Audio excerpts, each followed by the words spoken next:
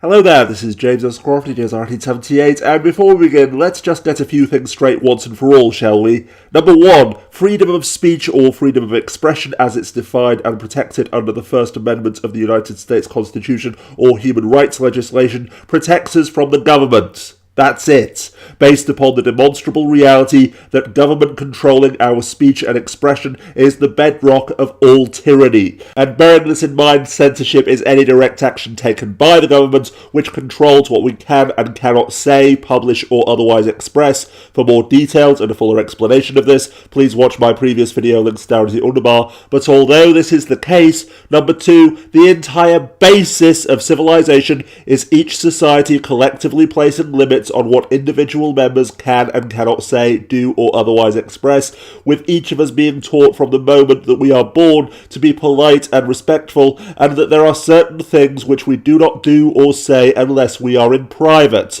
not because we fear being fined, imprisoned, tortured or even executed, but because we fear the social consequences from icy glares and being avoided, losing friends and being blocked on social media, being dogpiled in online comment sections, boycotted and protested against, to being fired from our jobs, losing everything, our romantic partner leaving us and our family disowning us in disgust, being jeered, harangued and pelted with rotten fruit everywhere we go, until we die in a ditch alone and despised, a fate which we never hesitate to at least attempt to impose upon anyone who we declare to have crossed the line, in inverted commas, saying something so outrageous that we believe that they deserve to feel the full weight of the social consequences which we insist that they have brought upon themselves by daring to say, publish or otherwise express something so outrageous that we can never possibly forgive or excuse them, meaning that finally, number 3, the root basis of any and all claims of political correctness and what have you is the argument over where precisely to draw the line for such social consequences,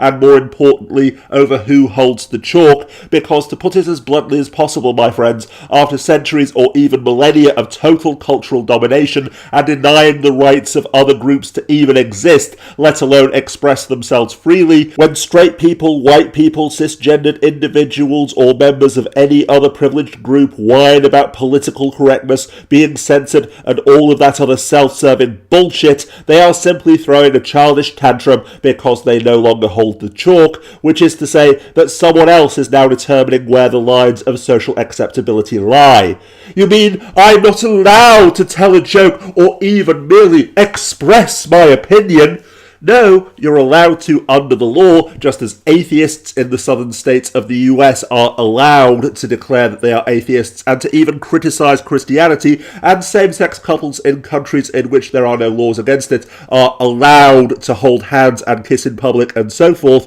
It's just that the very most you are likely to suffer is losing a few friends on social media and being made to feel uncomfortable by being told that you're a bigoted asshole, while they live under constant judgment and condemnation, risking their jobs, their safety, and even their lives simply for wanting to be who they actually are instead of constantly living a lie, you pathetic, whining, and entitled little sack of pig shit! This, of course, brings us on to the self-righteous conceit that people shouldn't get offended because you were merely stating the so-called objective facts, that you were merely playing devil's advocate, or that they missed the point of the joke or statement which you made, that it was a satire and what have you, that you were trying to make a broader intellectual and philosophical statement, calling for unity, exposing the stupidity of division, etc., etc., and so on and so forth, a pathetic attempt to avoid responsibility for one's own actions, which was thoroughly pwned by Dan Olsen's character Foldy in the following video clip.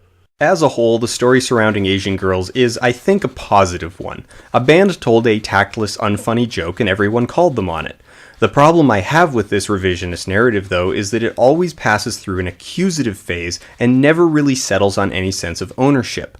The accusative phase is the part where they make it your fault for being offended, your fault for not getting their humor or missing the point. It's essentially throwing a childish tantrum to avoid facing the fact that, maybe you just screwed up the delivery, or maybe the joke just wasn't that funny to begin with.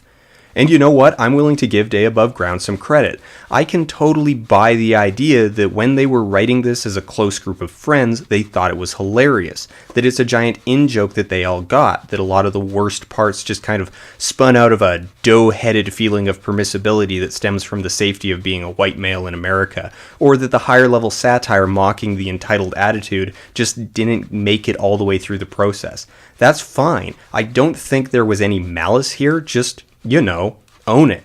Don't call it satire and blame the audience for not getting it. Call it an in-joke that just didn't work for a wider audience. Because after all, to do so is the depths of arrogance and self-righteous entitlement, at least implying, regardless of whether it's conscious or not, that you alone have the right and the authority to decide when others are allowed to be offended and at what. A conceit which is also grossly hypocritical because, as I mentioned earlier, none of us would ever hesitate to apply the exact same social consequences to someone who we believed had crossed the line, regardless of how vehemently they declared that they were simply making a joke. That they were saying what others were too afraid to say, that it was their personal opinion or satire, that we missed the noble point that they were making, so therefore we have no right to be offended and we are denying their free speech. So then, as Dan Olsen stated in the previous clip, and you may have inferred from the screen cover of this video, the solution is for all of us, particularly as members of privileged groups, to simply accept responsibility for what we say, publish, or otherwise express, as much as we are required to take responsibility for our actions, to understand that especially if we're professional comedians or something similar, we are either deliberately trying to provoke offence and outrage, in which case we have no right to complain. We're tackling a subject which is so controversial that obviously someone somewhere is going to be offended because they took it the wrong way, in which case it's our responsibility for not being more clear, or we blundered in and shot off our mouths with no consideration for the consequences of our actions, in which case, once again, we have no right to complain. Remember, if what you're expressing is so important to you that you believe it needs to be expressed regardless of who is offended by it and regardless of the consequences, then other people's complaints shouldn't bother you. And bearing that in mind, addressing those people who whine that they can't say or do anything anymore without somebody somewhere being offended, welcome to the 21st century. In an age in which we can all instantly respond to anything anonymously, what do you expect? And unless you have never once been outraged by anything that caused someone else to roll their eyes and tut that there's no reason for you to be offended, then at the risk of offending you, sarcasm alert, shut your entitled, whining, childishly self-serving and hypocritical mouth. If you can't handle the trivial and entirely online consequences of saying it, then don't say it. Don't whine like a broken jet engine, demanding either intentionally or otherwise that you alone should be the supreme arbiter of who has permission to be offended, at what and when. After all, in a world in which we are all free to offend others, everyone else is free to be offended. That's how equal rights work. But of course, when we're accustomed to being privileged, equality feels like oppression, crying discrimination and censorship, because for the first time ever, the oppressed and marginalised have the smallest drop of the power necessary to tell us to shut up, to ignore and dismiss what we say, and to condemn us as bad people for saying, expressing and or believing what we say, express and or believe. Once again though, doing little more than ever hurting our feelings because we still have almost all of the power. And lest anyone accuse me of preaching with no understanding wherever I speak, remember that 5 years ago now, I dared to call for age of consent legislation to be replaced with anti-sex predator and anti-exploitation legislation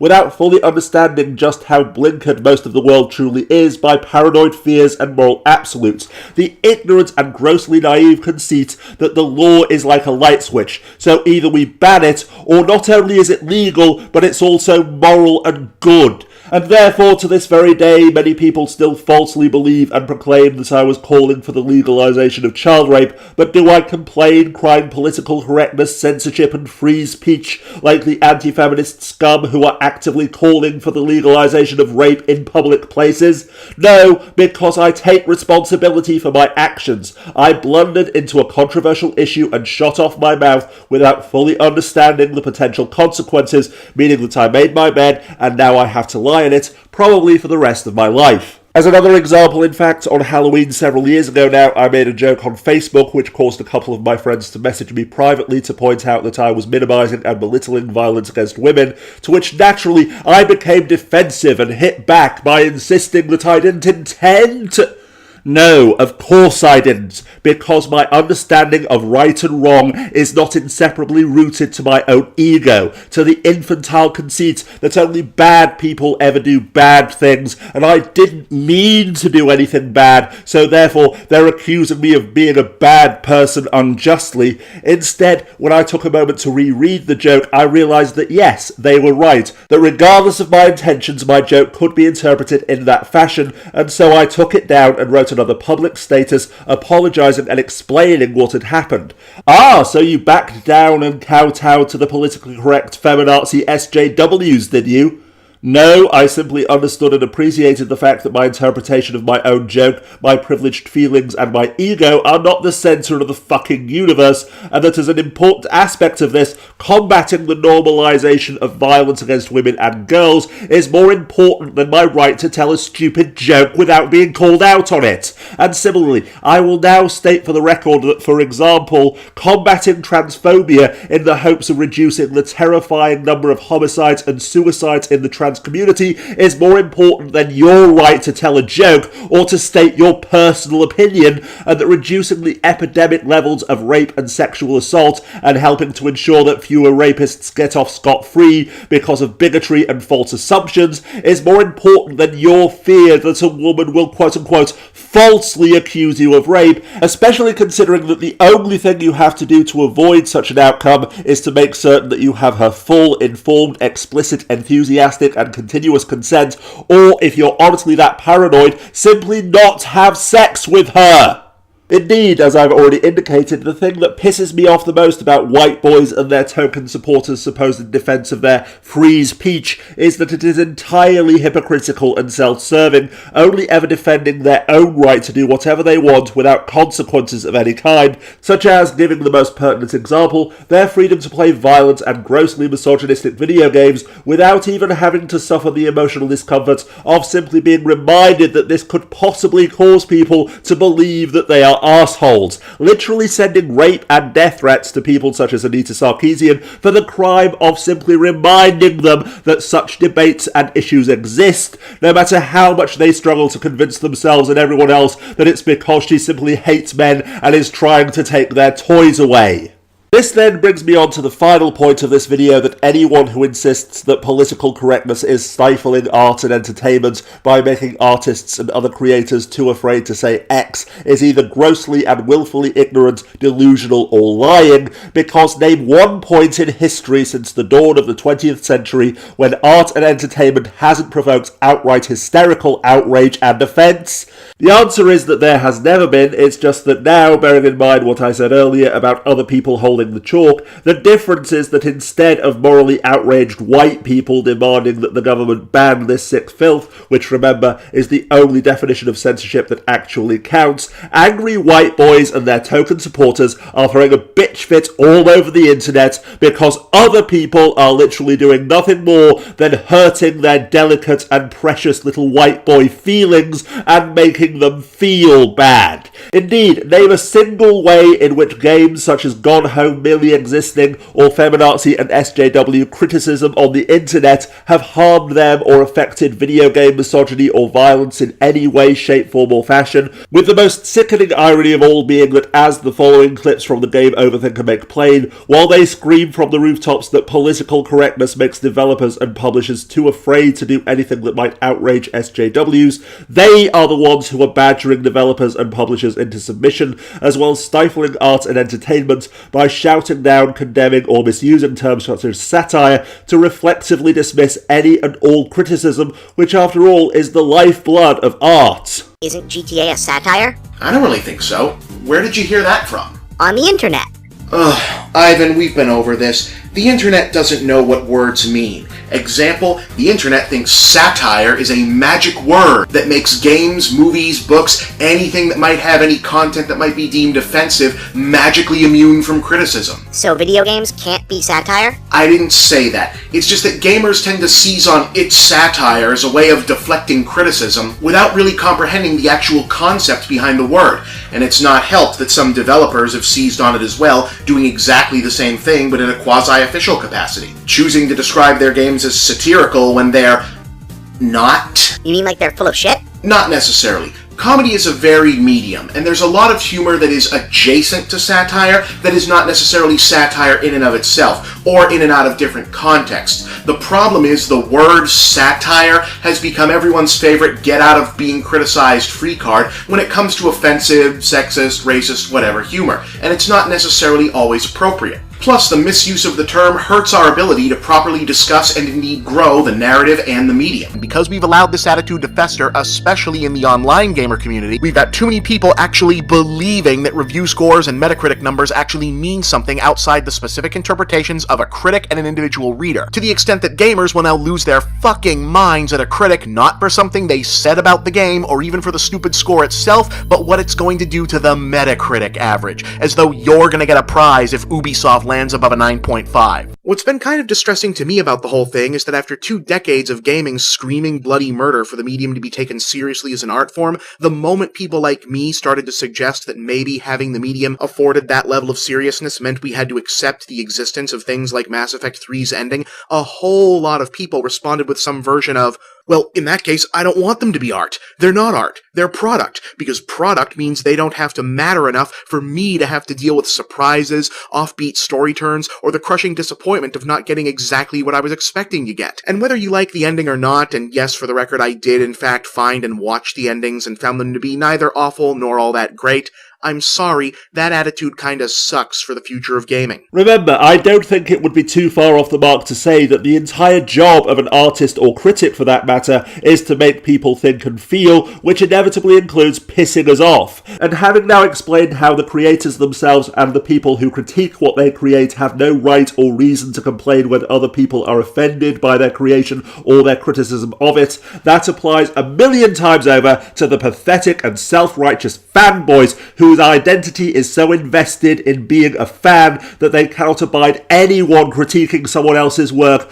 or that work not being exactly what they want it to be. Because leaving aside the hypocritical irony of white boys and their token supporters being outraged by SJW outrage and condemning them for lashing out at and refusing to listen to anyone who even slightly disagrees with them when seriously, look in the mirror, you hypocritical shit stains, as MovieBob explained a moment ago, to demand that no one ever be offended by a certain work is tantamount to demanding that no one ever react to or be moved by it at all, rendering it a meaningless product to be consumed and then discarded with no inherent worth or value of any kind, merely because this allows you the luxury of being able to consume it without ever risking the inconvenience of being made to think, to question, or to ever be made to feel bad, meaning that, long story short, the most hypocritical irony in all of this is that the people who condemn SJWs for refusing to debate or defend their position only ever cry SJW and political correctness in the first place because as privileged and entitled little cockstoppers, they are the ones who want everyone and everything that opposes them or even makes them feel bad to simply shut up and go away.